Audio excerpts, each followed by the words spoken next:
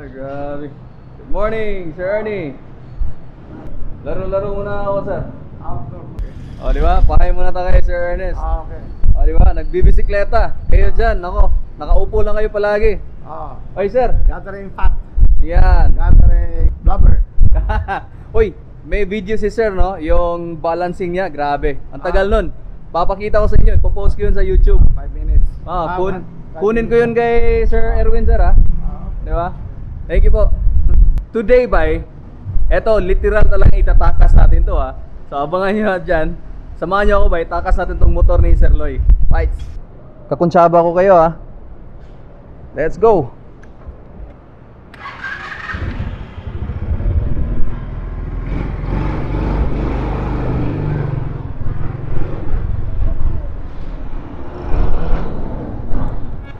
What's up, boy? What's up, Philippines? And what's up, world?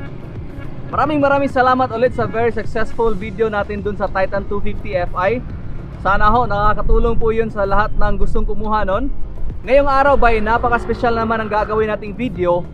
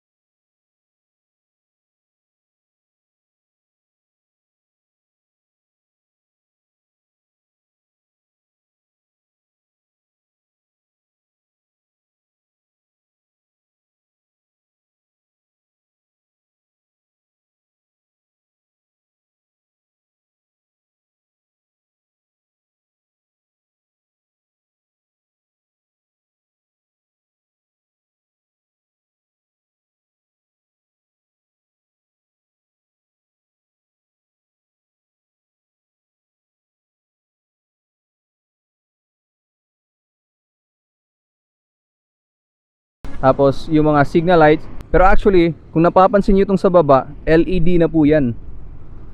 Di ba? Ayan, no? Parang hindi naman siguro matatawag na projector type yan, no? Kasi pagkakalam ko sa projector type, may ano yun eh.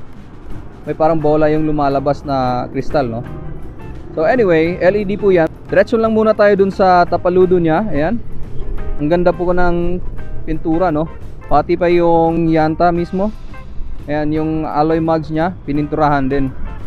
So, size ng gulong, bay, ito ay 70-90 by 14. So, disc brake pa rin na regular. Speedometer sensor nandito. Tapos yung floorboard niya, ayan, medyo malapad po talaga, no? Tingin ko pinalagyan na niya lang to. Anyway, di ko kasi nakita yung talagang model nito eh, dun sa bago pa. So, ito yung ginawa niyang footrest niya. Para sa driver yan. Tapos yung back rider naman, eto.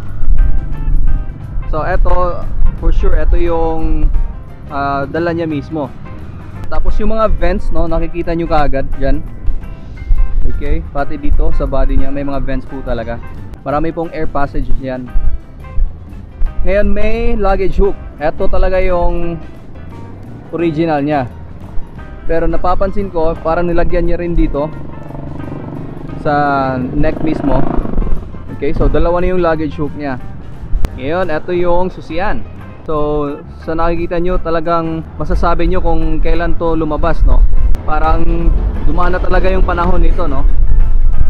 May mga compartments pa rin, maliit tsaka malaki dun sa kaliwa.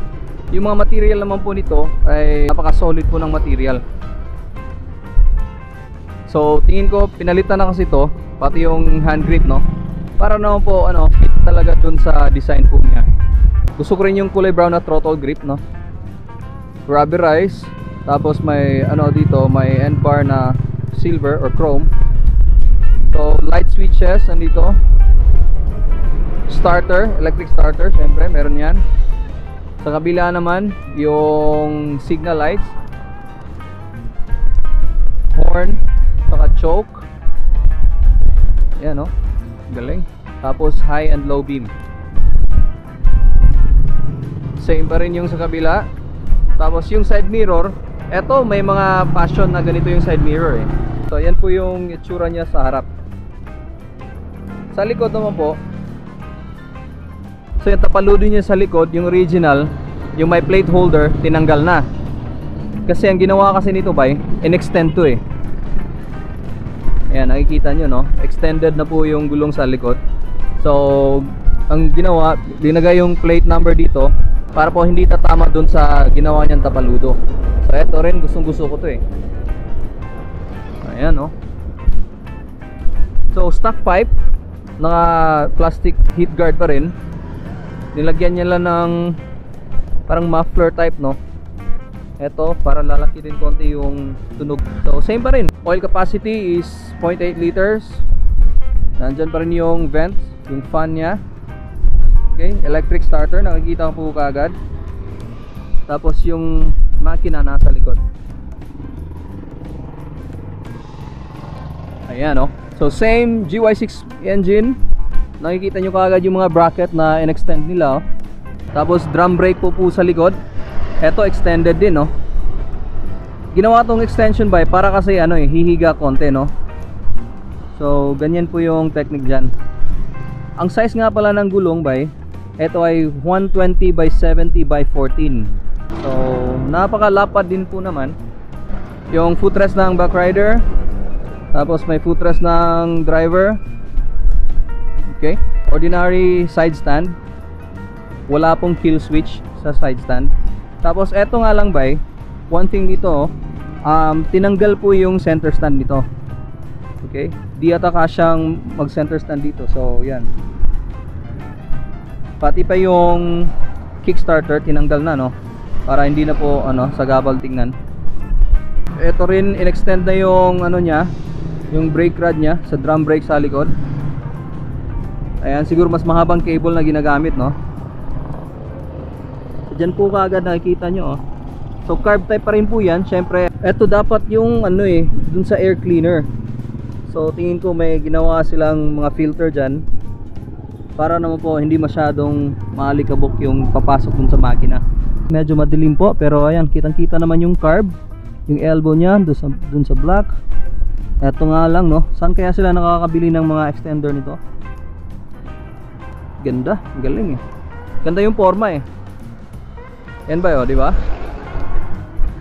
So ayan, try nating itakbo to. Ayan, no? Literally tinakbo talaga natin to mula dun sa opisina nila. Ito ulit ang Rusi SC125Y. Malaking shoutout po kay Sir Loy at sa management ng Rusi sa pagpahiram nila sa atin itong motor na to. Napakaganda ba eh. Yung suspension, tingin ko eto mga lang eh, stock shock niya to eh. Ang ganda ng play niya, oh. Pati yung sa harap, ganun din. So yan kasi bay, eto, no, gagawa ako ng statement. Ito po ay pruweba na pag marunong ka lang talaga magdala dun sa motor, kahit anong motor pa yan. Okay, ito yung statement ko ngayon sa inyo. Kasi ito, siguro nasa mga 5-6 na taon na ito. So ayan, tingnan niyo yung forma. Ayan, di ba? So yan yung nga yung sinasabi ko sa inyo eh. Depende kasi yan sa may-ari, no? Yung quality ng motor mo, magmamatter talaga dun kung paano mo yan dinadala, paano mo yan hinahandle. So tingnan niyo yan. So yan yung statement ko po sa inyo ngayong araw. Sana ho may natutunan kayo dyan sa sinasabi ko ngayon. Anyway, enjoy lang naman tayo dito. Gusto ko talaga may feature to eh. Mga ilang buwan ko na ang pinaplano to eh. Sabi ko kay Sir Loy, Sir, pahiram naman ang motor mo. Titirahin natin yan para mai-post natin sa YouTube. So eto nga ulit, na-materialize po yan talaga ngayong araw. So yan, pinahiram po tayo. Tapos dinadala natin dito sa, sa labas. So it's a privilege po, it's an honor po to have this motorcycle driven dito sa labas. Imbis na doon lang tayo sa casa ng Rusi, pinalabas po nila talaga sa atin to. So napakalaking karangalan po sa atin yan. So maraming salamat ulit sa Rusi Management, lalong lalo na kay Sir Loy sa pagpahiram niya sa motor niya ngayong araw. Thank you po.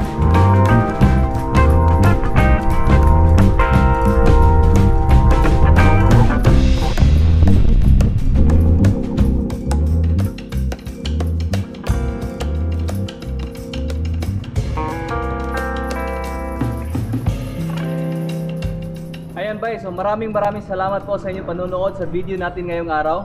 Ngayon gusto ko pong batiin muna sina Peter John Lozada, George Dolino, Rodrigo Bolivar, Ariel Sumalinog, Lloyd Agris, Music Kanta, Get Nerf, Gabriel Bayer Diesta, Ian Canaresio Dalagit ng Batangas, at sa lahat ng Fortunato family dyan sa Antipolo mula kay Regine Fortunato. Maraming salamat ulit sa inyong panonood. Ito ulit ang inyong pambansang bay na si Bay Jihay. Laging tandaan, ang buhay ay mahalaga. Kaya drive safe po. I can wait for you.